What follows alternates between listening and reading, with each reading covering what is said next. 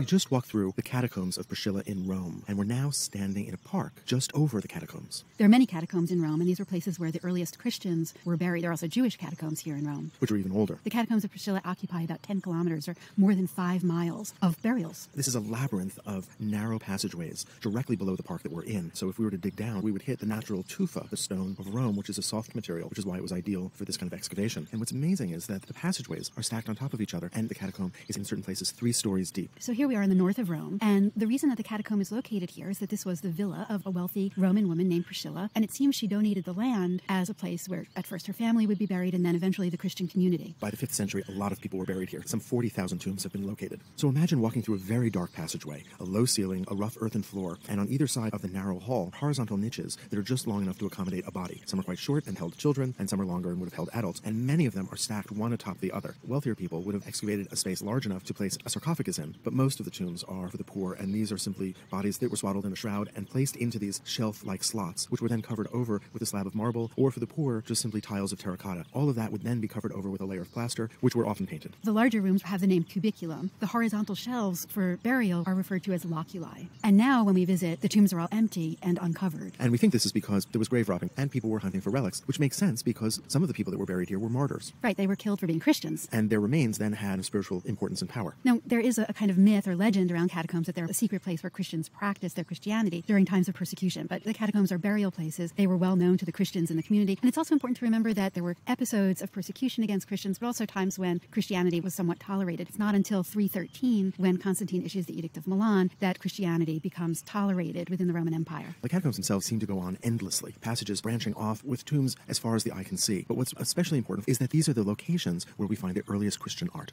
And art historians have wondered, why is it that Christianity exists for almost 2 centuries and we don't have Christian art? Is it because it didn't survive? Is it because there wasn't a Christian vocabulary that had been developed yet? Is it because of prohibition against the making of images, because of the second commandment? It is also true that image making, images of individuals and of gods, was very common in the Roman Empire, and Christians may have had a desire to separate themselves from paganism, and perhaps not making images was one way of doing that. What we do know is that the first images that we found date from the 3rd century, from the 200s, and some of the earliest art is in fact here at the Catacombs of Priscilla. In fact, what we think is the earliest known representation of the Madonna and Child. We see an image of a woman nursing and another that points to the mother and child. And seems to be holding a book. If so, that's a remarkably early image of a subject that would become so common for more than a millennium in Western art history. And so what we think we see here are numerous scenes that are among the earliest inventions of Christian iconography, of Christian symbolism. We find them both painted and we find them carved. Within the catacombs, we see lots of inscriptions that speak to the people that were buried, and there are also inscribed Christian symbols. We find the anchor, which speaks to safe harbor. That is a reference to salvation. There are representations of a fish, which is a reference to Christ. But we also begin to see very specific subject matter that relates to Christian themes of salvation, subjects from both the Old and New Testament. And this is especially true in one small cubiculum that we call the Greek chapel. Now, this was not a chapel, and it had nothing to do with the Greeks. It has this name simply because we found some Greek letters there. In fact, throughout the catacombs, there's both Greek and Latin. It was decorated with what art historians call Roman first-style wall painting. That is, plaster built up and then painted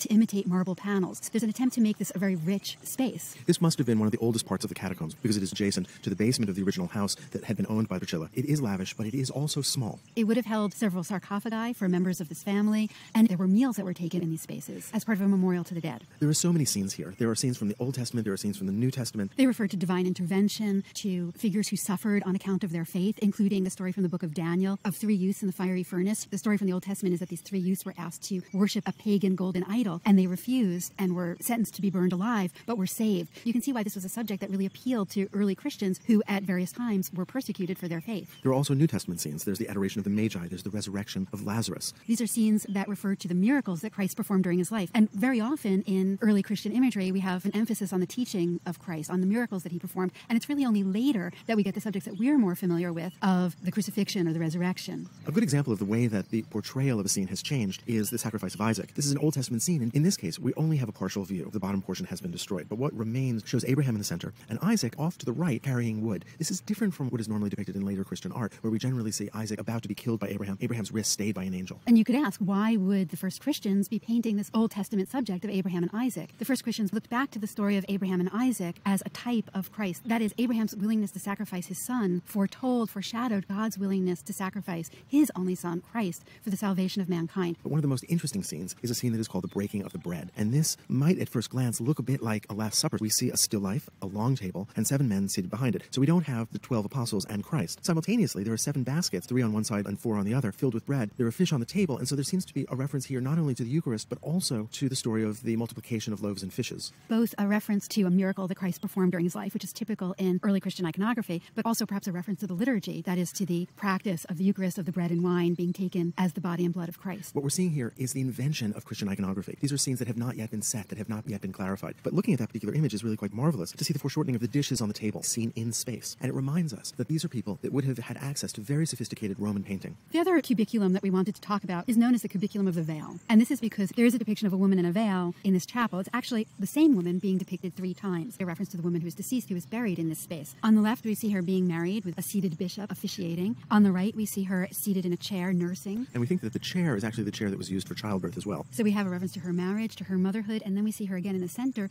this time larger, in a pose that art historians call orant. This is a pose of prayer meant to represent the woman in the afterlife, the woman resurrected. This is all enclosed within a lunette at the back of the cubiculum. She is representing the hope of the family that she would enjoy a blessed afterlife. Her eyes look upward toward heaven. This is clearly an image that refers to her salvation and her place in heaven. The painting is not in particularly good condition, but we can make out some of the careful articulation of the features of the face and the shadow placed under her chin to create a sense of illusionism. And so even though her hands are too large for the proportions of her body, her face is represented naturalistically. It's important to remember that we're now looking at this painting under electric lights, but it would certainly have been painted in a dim light oil lanterns. In fact, there are small holes throughout the catacombs where oil lamps would have been placed. But the largest painting in this room is in this shallow dome of the ceiling. And here in the center, we see Christ represented as the Good Shepherd. He's surrounded by 3 goats, one over his shoulders, and he's in a stance that is reminiscent of contrapposto. Clearly, the artist was somebody who had been familiar with Roman sculpture and perhaps Roman painting. Christ is represented young, he has no beard, and beside him are 2 trees with doves at the top. So the notion here is that Christ will care for his followers the way that a good shepherd cares for his flock. And although Christ stands naturalistically, he is represented in the center, frontal, with goats on either side and bushes with the doves on either side. So we have an image that's very symmetrical, and I think in that way speaks to something transcendent, something heavenly. And we have more symbols that surround the central rondel. We see peacocks, which are a symbol of eternal life. And other birds that we think are quail, symbols of the earth that walk on the earth. So Christ as in between the earthly and the heavenly. And then in the 4 pendentives, there are images of doves with olive branches. So what we're seeing here is the very first tentative steps in what will become a great tradition of Christian art.